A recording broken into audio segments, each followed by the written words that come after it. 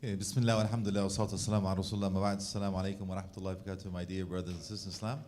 And may Allah bless you for having this poor slave of Allah amongst you, be part of your family within a few hours. And hopefully, inshallah, we'll come back and see you again, thriving more and more, inshallah. The topic is extremely important, even though it may be a little bit technical, but hopefully we can make it something tangible for you. So I want to take you for a quick journey to understand how to protect your future by actually living in the past, learning from the past, building a bridge for a better future. Hence, giving you practical example for the present time in order for you to be able to be proactive, not reactive in the future, inshallah. So I want you to remember the time. Remember the time when you went to ask for your wife hand in marriage? Remember that time? Or are you trying to forget that time? You remember that time? Okay, very good. So remember the time when you saw her and your knees are shaking and your heart is aching, and it's true, it ain't faking because she doesn't eat bacon, all that stuff. Remember that? Very good. And then you start thinking of the time, oh, I found her.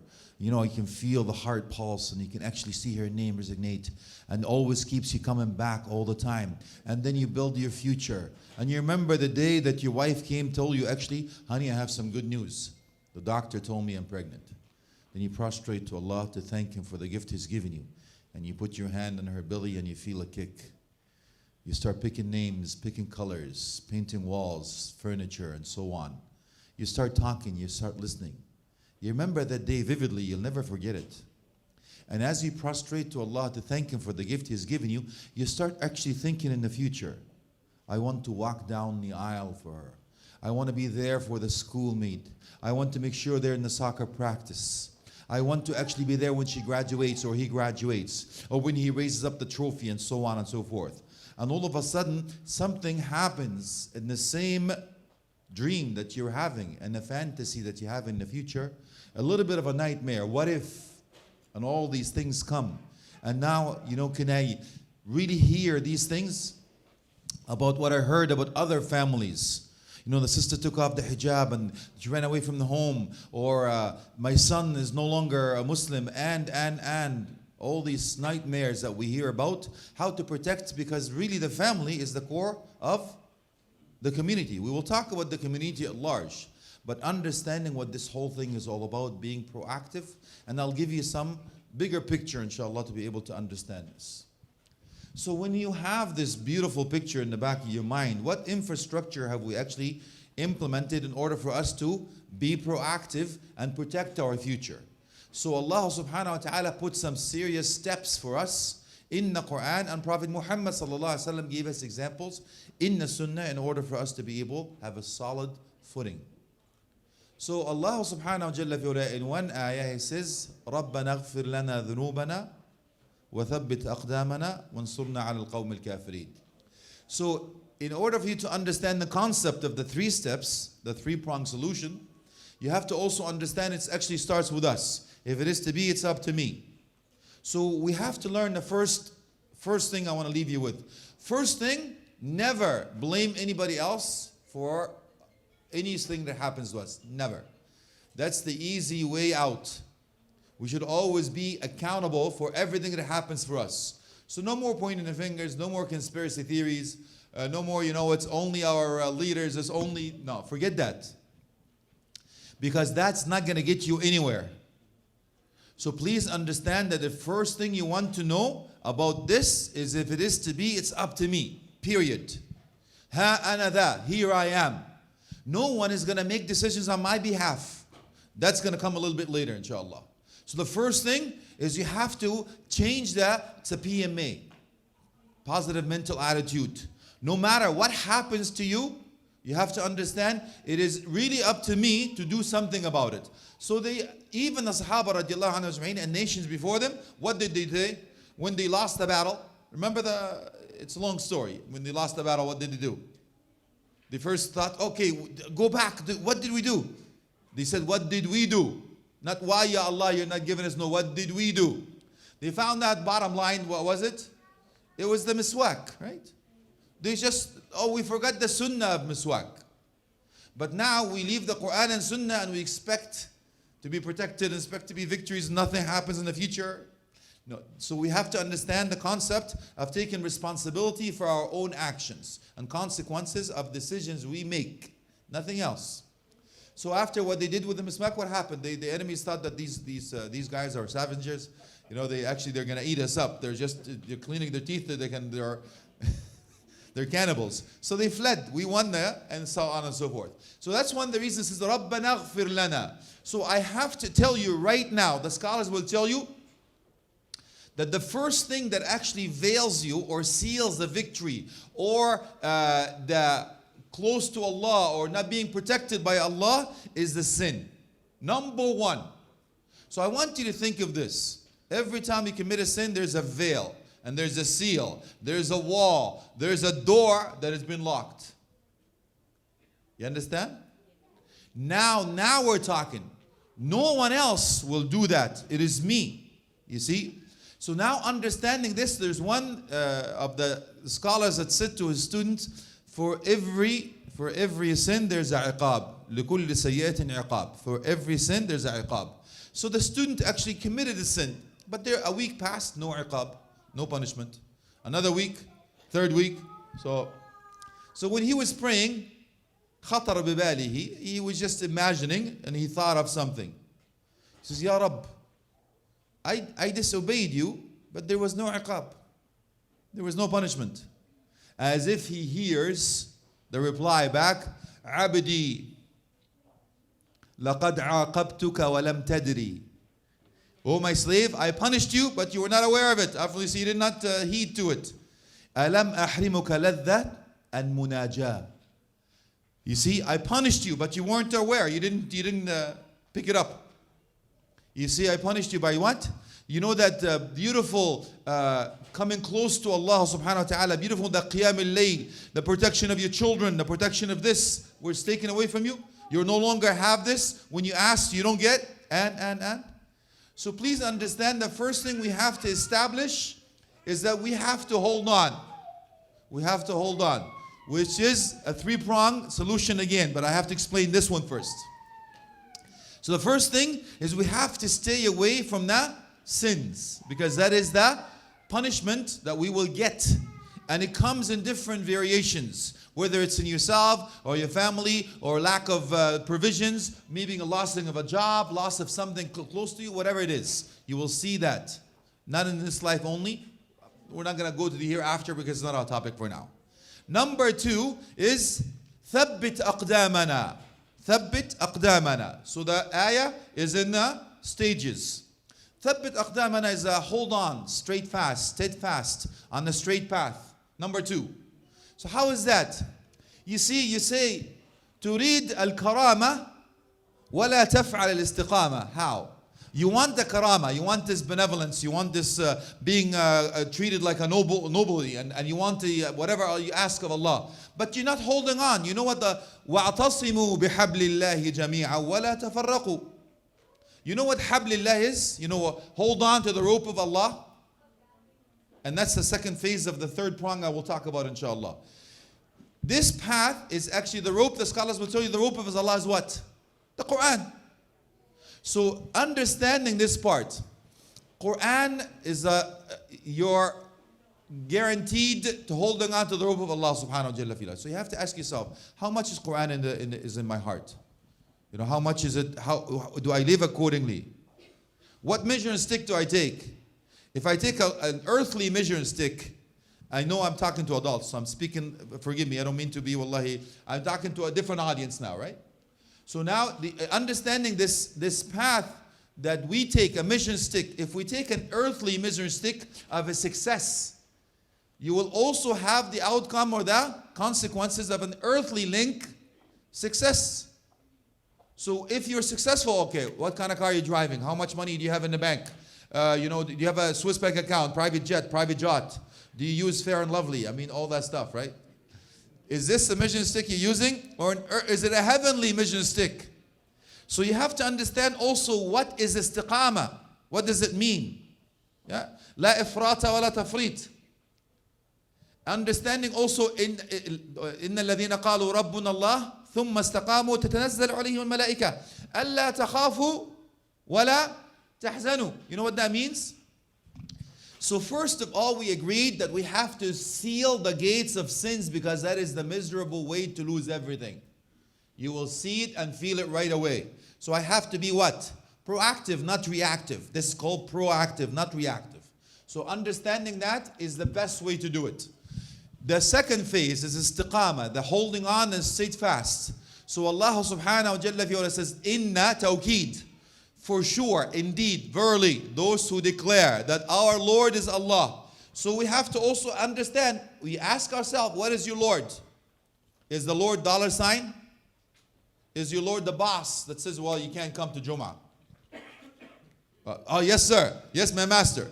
Because you're the one that pays my bills. You're the one who actually gives me the job. I drive a car because of you. I have this house. No. See, Inna ladina qalu Rabbuna. Rabbuna. You know the Lord, al-uluhiyya wa rububiyyah, right? You understand? Tawheed al-rububiyyah and uluhiyya. So the Rabb. Rabb is what? Rabb, the provider, the sustainer, the protector, and all of that stuff. So you understand why it's first? Because the scholar says that Tawheed al-rububiyyah drives you Tawheed al-uluhiyya. Okay? What means is what? Tawheed al-rububiyyah is the lordship. Monotheism of the lordship. Knowing for sure that no one will harm you except Allah. The one that gave you the life is Allah. The one that gave you the job, the health, the wealth, everything is Allah. That's Tawheed al-rububiyyah.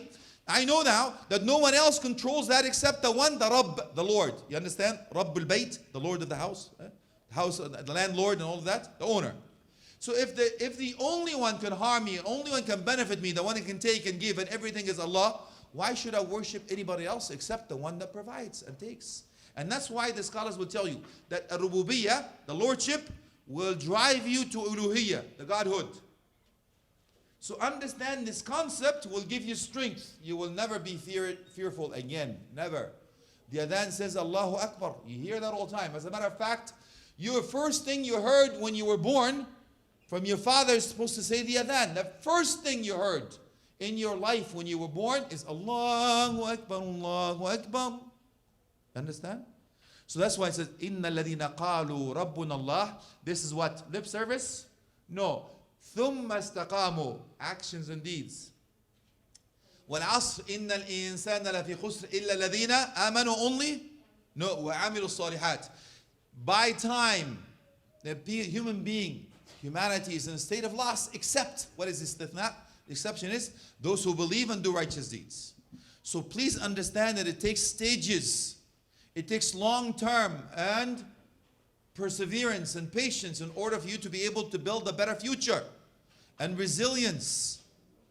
Not only that, it takes also a short-term plan, a long-term plan, lobbying, understanding the rules and the language of the environment that you have, being part of it, not being away from it, being a producer, not a consumer.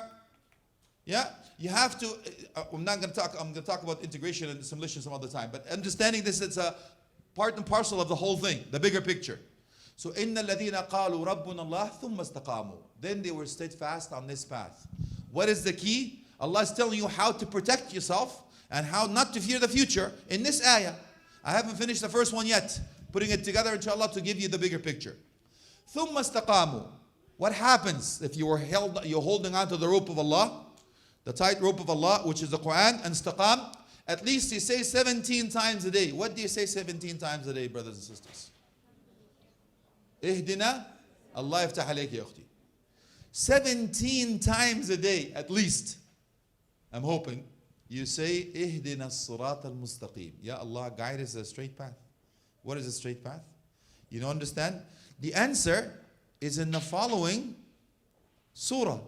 In the Fatiha, you say this, the opening of the book, the mother of the book. It's called the mother, by the way, because everything comes out of that. So what is the answer? Ya Rab, ihdina as-sirat al-mustaqim, guide us straight path. The answer is in the following surah. Alif Lam Mim, dhalika al-kitab, hudan lil-muttaqin. Guide me, Ya Allah. Then Allah says, you want the guidance? Here's a book to guide you. You understand? Is it making sense now to you all of a sudden? Okay, let's come back. What if you do so? Allah gives you two beautiful gifts. تَتَنَزَّلَ عَلَيْهِمُ الْمَلَائِكَةُ. Angels will descend upon you. Don't look, you can't see them. Just relax. they're not going to freak you out. If you do so, angels will descend upon you, and what will they say? أَلَّا تَخَافُوا وَلَا تَحْزَنُوا. Do not be afraid, nor be saddened. Okay, maybe I can ask you a question. Usually when you're afraid of something, what are you afraid of usually? What are you afraid of? Sisters, what are you afraid of? Loss of something. Very good. Brothers, what are you afraid of? Your wife? No. حكومة باش. Okay, I don't do politics, but so we'll just move on. Okay. So the point of this is that if you're afraid of something, it usually comes in the future. I'm afraid to lose my job. I'm afraid to lose my kids. I'm afraid to lose this. I'm afraid. So you're afraid of something in the future. So I'm telling you how to be proactive, right? You're protecting your future. You're protecting your community. This is how to do so. Allah told us. But you have to read the Quran with different lenses. Not the one that the only thing you care about is how to get to the end of the page. No more. Because the answers are there. But we have to be intellectual enough to be able to read between the lines and see the signs that Allah has given us. So if you do so, if you say, my Lord is Allah, and you're holding on to that straight path, holding on to the rope, being steadfast on that path that you ask for 17 times a day, the answer is in the following surah. There is your book. What happens if you do so? At the time when you need it most, the angel will tell you, do not be afraid of the future and don't be saddened. What are you sad about? What makes you sad? The past, exactly. I've done something, Ya Allah. I've sinned. I've made a mistake. And so on and so forth. So he's telling you, if you hold on to that, the future you will not fear. And you will not be saddened about your past. Simple. So that takes us back to the first ayah I was explaining. First one, اغفر لنا ذنوبنا وثبت أقدامنا, which is now telling you how to hold on to that straight path. What is the fruit? وانصرنا على القوم الكافرين. Phases. Now give us victory of our enemies. We have the audacity to ask for that. But if you don't put 1, 2, 3, let me explain to you something that's tangible. Maybe some of you have, the basement, first floor, second floor in a house. Now you're building a house. You talk to the contractor, says, listen, do me a favor, can you paint my son's bedroom upstairs blue and my daughter's bedroom upstairs pink? And the contractors go, what? What are you talking about? I haven't even dug the foundation yet. How could I haven't put the foundation. There's no excavation. I didn't do anything. I didn't pour the concrete, nothing. So what am I trying to tell you? These 3 steps, you have to have a strong foundation. Strong foundation first. So if you are teaching your children, for example, you know the piece of meat? If you put it on a high flame, what happens to the meat? It burns the outside. What's inside? Raw. Yeah? So strong foundations, the ABCs. The ABCs. Now I'm not going to talk about family because I'm pretty sure others talked about the family issues before. Now, this one is a simple solution. The strong foundation will give you that concrete footage in order for you to be able to hold on to the straight path, steadfast that we were talking about. طيب, what do I do after that?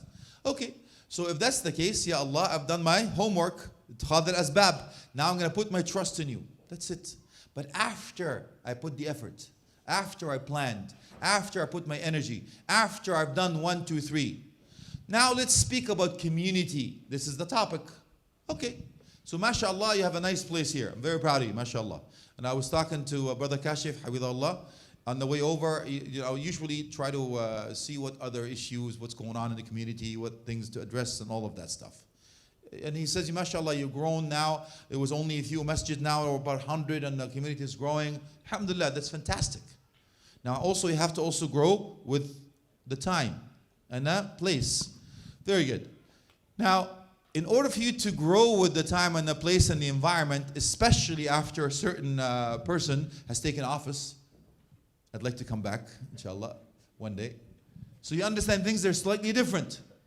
So I asked him, do you feel any different? Did you feel any difference after their new administration is in the office? He says, this is the first time that somebody actually talked to me about it. Brother Kashif is right there. He's married, sister, so he's off the market, so just in case he's still there.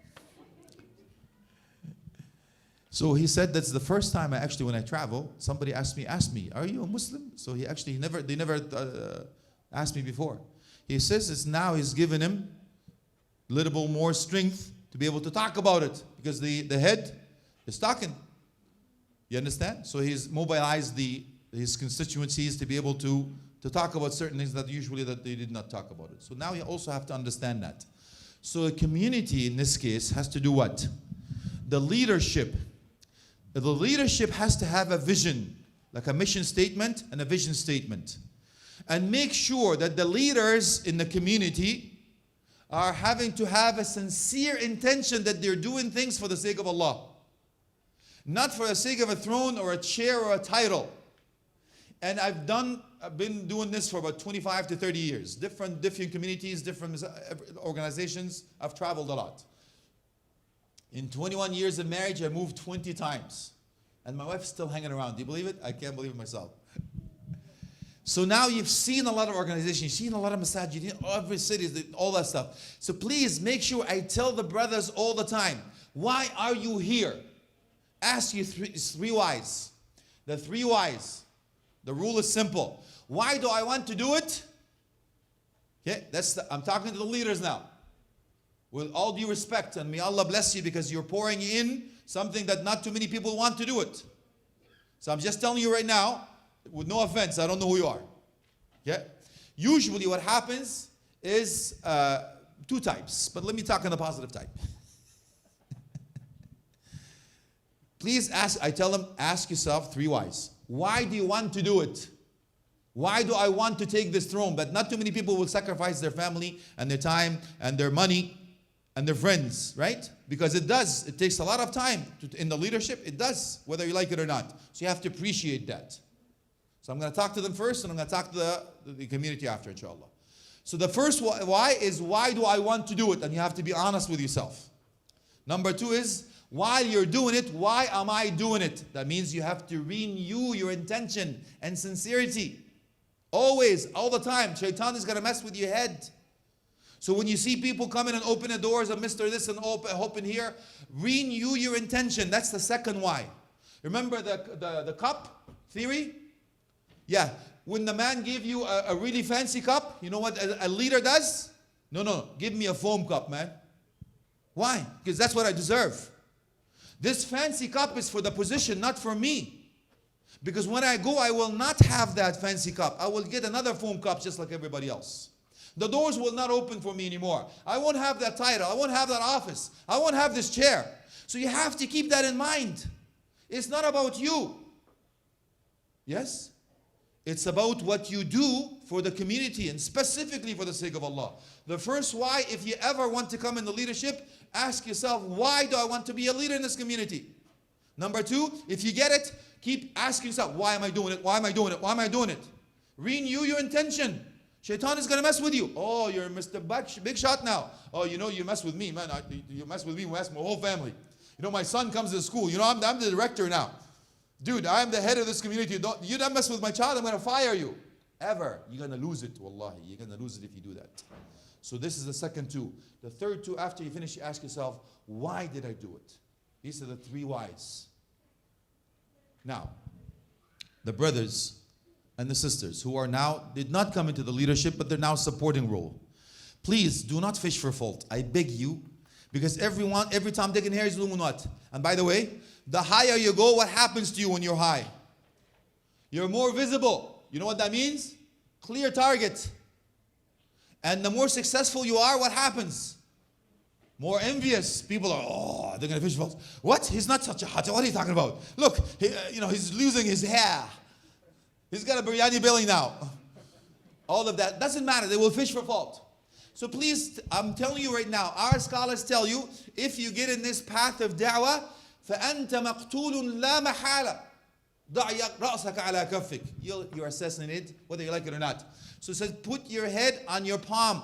You'll be assassinated, whether you like it or not. And some of the scholars says, وَاللَّهِ لَوْ وَصَلْتَ اللَّيْلَ بِالنَّهَارِ أَنْتَ مَشْتُومٌ لَا مَحَالَ.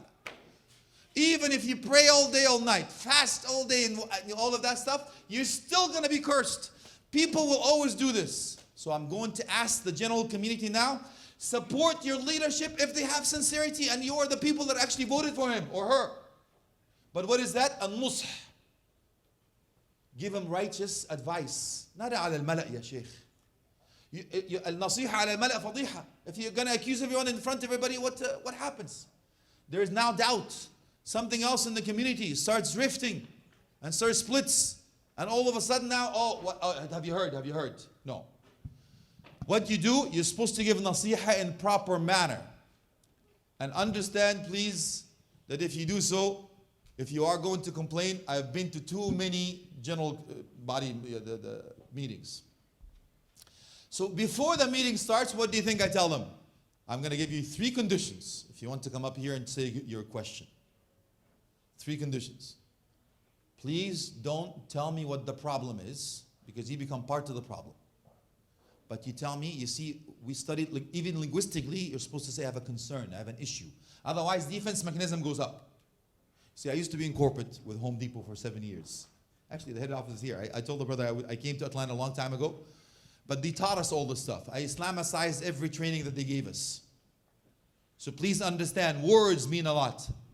So problem is that I've tried, I couldn't find a solution. It's a problem. It's not a problem. I have a concern. I have an issue. No problems, I'm listening. Do you stop here? No. Number 2, I asked the community to do is, here's my suggestion or here's my solution to the issue or concern that I have. Because Six Sigma says what? Ask who? The end user. Ask the target audience. And okay, here's the concern, here's the issue, here's my solution and my suggestion. What's number 3 and most important of all? Here's how I can help to implement this suggestion and the solution to the issue and the concern that I have. But does that happen? No. What is the Muslim community? You know, we have the problem here. What is this leaking here? What about this? You're late. What's going on? We're fired of this. The downtime of the school teachers. We're not having it. We're not qualified. What is that? I own this thing. How much? Too much money. Oh my God. I heard it too. My Lord, I have nightmares every time.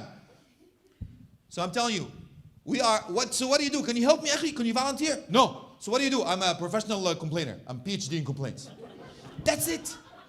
Is this going to help the community? No. You're going to harm the community. So please, before you say anything or do anything, is this harmful or beneficial? So, what comes first? Al-maslaha al-amma muqaddama al-maslaha al-khassa. It's the common good. The good of all precedes the good of one. So please don't show off. I'm just asking for sincerity. When do we start actually doing something for the sake of Allah? Putting Allah first. Yeah? Putting Islam first. Muslims first, not me. Oh, did you see how I took him on? I'm the man. Who's the man? Allah ya Sheikh, may Allah help you. Wallahi. So please, you understand why the Sahaba radiallahu anhu, the first generations, khairun nas, the best of human beings, not khairul qurun, khairun nas is proper. Qarni, yeah? So because they had that. You see, even Abu Bakr as-Siddiq, when he was in charge, radiallahu anhu, Amir al-Mu'mineen, Khalifa Rasulullah sallallahu alaihi wasallam. Umar al-Khattab, Amir al-Mu'mineen, he was not there yet, radiallahu anhuma. He was next to him, even though in charge was whom? Abu Bakr as-Siddiq, radiallahu anhu. A man came to say, I want a piece of land. He had a demand. Umar al-Khattab was not in charge, radiallahu anhu. He stepped in, he says, no, you don't deserve it. So the man asked him, Ajaban, man al-Khalifa, anta am huwa? He's talking to Abu Bakr. Who is the Khalifa? Who is the successor? You or him? Listen, you understand those people? We have them. You know that, you get, they wind you up and flames and throwing, and he turns out, what happened? What happened? It was you, dude. You started this fitna. May Allah help you, Allah. But look how Abu Bakr as-Siddiq radiallahu anh put the fitna down. What do you say? 2 words. Huwa insha. He's asking, who's the Khalifa? Abu Bakr as-Siddiq put it down to rest. That's it. An end to it. Sealed it. He says, he, if he wishes to be. Isn't that amazing? Did you see that? It's called tajarrud. You know what tajarrud is? You take out the thobe of riyah and showing off and arrogance. And Because you're humble. You see, understand why the scholars will tell you the tree, when you have fruit in the tree, what happens to the branches? They're heavy. They come down to earth. They come down to earth. Not the ardan haddi maliki addi. I am Mr. So-and-so. Really, nice talking to you. Wallahi, it's not going to help you. So you have the spirit as a community to work with one another. Not fish for fault. I'm here to help you, Habibi, not to harm you. I'm here to hurt you. So if you have nothing good to say, what does the hadith say? من كان يؤمن بالله واليوم الآخر فليقل خيرا أو ليصمت. If you believe in Allah on the last day, say good or be quiet. So measure it, أخي and أختي. Measure it. Is it going to benefit or harm? Now we're talking on the foundation. We're still on the foundation basis yet. Good. Now I'm talking to the bigger picture now. Are you not sick and tired of people making decisions on your behalf? And then what do we do as a Muslim community? React. We react. Oh, that's not fair. Blah, blah, blah, blah. Okay, so what have you done about it? You know, how many years have we been here? How many years have you been in America? Or Atlanta, whatever you may be? How many years? What is the mental state? Because some of us come from whatever we call back home, right? How we were raised, brothers and sisters. Shh. أنا ماشي جوه الحيط. مش جنب الحيط. You know, I'm not, you know, walking. I'm walking next to the wall, which means I'm minding my own business. But now I'm walking inside the wall. They tell you, not just beside the wall. Don't even mess with anything, man. Shh. Just look after. خلي بالك من عيالك. Look after your family, your business, the food on the table. Don't say a thing. You become what? غثاء السيل. Remember the hadith? He says, when people come and they will just snatch you up, like, you know, like Ramadan. You remember Ramadan? You know, Ramadan is coming up. You remember the beautiful biryani? Oh, I'm brown from the inside, by the way. I love biryani and nahari. I found out about nahari. But I lost so many years in my life chasing biryani only, and only later I found out about nahari. La hawla wa la quwwata. I found it in the UK in some kind of buffet. Allahu musta'an. Now I started. Anyway, so now what happens? You know, when you have that, put the thing, and as soon as you're Allahu Akbar, what happens? I don't know my mother, I don't know my father, I don't know my son, I don't know my daughter. Boom! Attack, right? What happened? I just said Bismillah. Speaking of that, Sheikh Alaa Kishk rahmatullah alayh. It's a joke because I see the tension. So I have to break up a little bit. Okay, so the Sheikh, Hafidhahu rahmatullah alayh, he says in Ramadan, you know the sunnah, you're supposed to break your fast, then pray. But this person was unaware of that, so he was trying to, you know, say, I'm strong, I can take it, which is khilaf as-sunnah, it's the opposite of sunnah. So he actually made a beautiful fish. So he put the fish on, and the adhan is on. After he finished, he said, you know what, I'm going to leave it. I'm going to pray first, then eat. You're supposed to eat first, then pray. Now, through the window, a cat came up. Beautiful. Nice. Beautiful tuna, or salmon. Beautiful fish. So now the Sheikh said Allahu Akbar already. The man started praying, and the cat is coming. Now he's in dilemma. What do I do? I've started praying already, and the fish is there. I'm hungry. I want the fish, but this cat's coming. I can't get out. So what did he say? Bismillah ar-Rahman ar-Rahim. Bis anta akhuya satak batla. He says, you get out of here, man. You're busy, you're out of there. Okay. Anyway, so please understand that you also have to note that how to handle certain things and no complaints anymore and. So how proactive and how long you've been, how you actually handle it. So what I'm asking you to do, I am asking you to be a productive member of the community. Can you not do that? All right, don't raise your hand. I used to do this with different communities, and it's kind of embarrassing. How many of us volunteer for the police force? How many of us volunteer for the fire department? How many of us volunteer for the hospitals out here where you can actually visit the sick? How many of us cut the grass for the neighbor? How many of us, you don't have snow here, do you? I'm Canada, I'm sorry. We have. You understand? How many of us? And we sit back and do nothing, we expect it. But are you part of the community to protect your own community? Do you understand? And that's the bottom line, my brothers and sisters. You have to say, Ha ana da, here I am. And what do? We cry the discrimination card all the time. Oh, it's because I have my hijab. It's because I have my beard. I have brown skin. My name is Muhammad. La wallahi ya Sheikh. It's not what you think. It's much more than that. It's a presence that we actually have obtained in the community that most likely we're just, we abstain. We don't want to do anything. What have you done for me lately? And so on. Please understand that you have to speak the language of the people here. What is the community? I'm not asking you to be the melting pot. I understand their mentality. We have a mosaic. Mosaic in Canada, melting pot in America. I know that mentality. But I'm asking you, akhi and ukhti, to be part of the community and mean that. How about the homeless? Have we done anything for the homeless here? Wallahi, I've posted some videos, amazing. I was actually walking in the UK, downtown London, and a beautiful, big, it's like a minibus with like a canteen type. And the lineup is amazing. It's unmistakable, you cannot avoid it. A big lineup of homeless people, and this beautiful van that is providing food, Muslim community of London.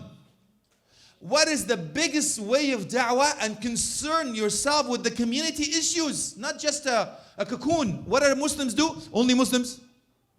No, we are not commanded to do that. Ya akhi, in Surah Al-Ma'idah 5:5, go back and link. وَتَعَاوَنُوا عَلَى الْبِرِّ وَالتَّقْوَى وَلَا تَعَاوَنُوا عَلَى الْإِثْمِ وَالْعُدْوَانِ. Allah told us that. Allah to help everyone in good. Did He say help Muslims only? He didn't. Hizb al-Fudul, Prophet Muhammad sallallahu alayhi wasallam, in the allied, that party of the Fudul, whether it's because of the people called Fadl, doesn't matter, or Fudul meaning benevolence. But what did he do? If I was asked to join this party before Islam, I would have. And what did they do? They enjoin good and forbid evil. They help the oppressed. They aid the one that is needed. That's what the spirit of Islam does. Not because I want brownie points, not because I want to vote for me. Visit my website, add a like on my Facebook. No, that's what Islam does. So if you really want to protect yourself, practice Islam, live Islam. And I'm going to ask you one thing. The best way to protect yourself, akhi, is to ask yourself a question. If there was a vote in the States, and you have two choices, get the Muslims out of here, or leave him here. Which one do you think? Don't ask, it's a rhetorical question, don't answer it. Which one do you think they will vote for? But then you have to ask yourself, why? Why will they vote this way? Okay? And the question is, actually the answer is in the question. Why do you think? Have you ever thought about this? So for Muslims actually leave the States, if the vote is to leave the States or stay in the States, the answer is simple. Will they miss you or not miss you? How will they miss you if you haven't done anything? How did you help us? Why are you an integral part of this community? How did you actually come and aid this community? Yeah? How did you actually assist me in this when I needed you? So what am I talking about? Okay, so next time you see something that the community does, you know what? I'm going to help in here. I'm going to volunteer. I'm going to put my hours. I'm going to put my words now. Not just lip service, actions. Actions and deeds. If you really want to protect your future, you better get on board. Okay? Because we have this mentality, Allah Kareem. Yes, ya akhi, wallahi, Allah Kareem. I know that. I know that. As a matter of fact, one of the Orientalists went to a Muslim country, and he was asking, wow, you guys are so poor, and who helps you here? Allah Kareem. Okay? Who gives you food? Allah Kareem. How about water? Allah Kareem. Who rebuilds this? Allah Kareem. So I'd like to meet this Allah Kareem organization. Wallahi, I understand that there's difference between tawakkul and tawakkul, brothers and sisters. But I'm just telling you, we have to learn from the past. Yeah, not live in the past, because if you live in the past, you will not have a future. So you learn from the past to build a better bridge for a better future, but you have to act in the present. Yeah? So this is exactly, inshallah, what the message is. 3-pronged solutions. The last 3 points I'm going to make because I have a few minutes left with you, inshallah, is now holding on in this, the tawakkul and the ittisal and both Allah subhanahu wa ta'ala is actually the 3 prongs. I'tisam, which I talked about. Shuhud, then wujud. Okay, which I'll finish with, inshallah. So we talked about i'tisam, holding on, steadfast, and all of that stuff. Shuhud, witnesses.